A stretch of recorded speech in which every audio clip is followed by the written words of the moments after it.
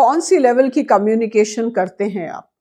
ब्लेमर हैं, प्लेकाटर हैं, लेवलर हैं, ऐसे बहुत सारे टर्म्स हैं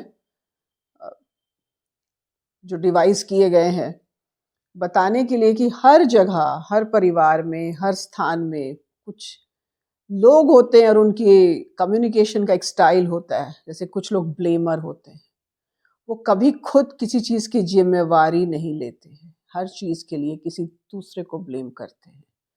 उसने ऐसा नहीं किया, उसने वैसा नहीं किया, उसे ऐसा करना चाहिए था, क्यों नहीं ऐसा किया? बहुत सारी ऐसी बातें। आप कुछ उदाहरण दे सकते हैं, अपने वीडियोस डालिए ना मेरे कमेंट में भी कि कैसा आपने देखा इस प्रकार के लोगों को। तो ऐसे ब्लेमर तो नहीं है ना आप, ये ज़रूर ध्यान दीजिए। और कुछ होते हैं जो दूसरों को खुश करने के लिए हर चीज़ में जी हाँ, बिल्कुल सही है, आप बिल्कुल सही हैं, दूसरा हर कोई बिल्कुल सही है और एक दूसरे के सामने बुराई भी कर रहे हैं और पता नहीं सही है या नहीं। कुछ लेवलर, उनकी बॉडी लैंग्वेज में दिखता है कि वो जो कह रहे हैं उनके मन में क्या है और उनकी बातों में क्या है वो सामने दिखाई देता है, कोई फेक कमेंट नहीं। तो उन्होंने जिंदगी में बहुत कुछ शायद शांति हासिल कर ली है या उनका मन शांत है या उसकी पर्सनालिटी ऐसी है कि वो एक्सेप्टेंस भी है, तो वो लेवलर है। तो ध्यान रखिए, पहचान लेते हैं लोग, सामने कुछ कहें या ना कहें आपके, मगर आपके पर्सनालिटी को पहचान लेते हैं।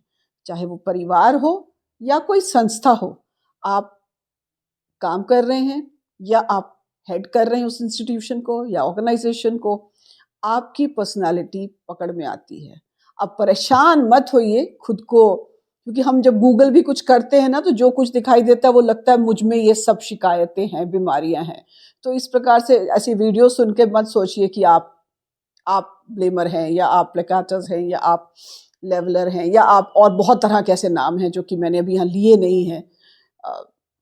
मैंने भी पढ़ा ही है, मुझे कौन सा ये सब ज्ञान जन्म से था, तो किताबों में ही पढ़ा है।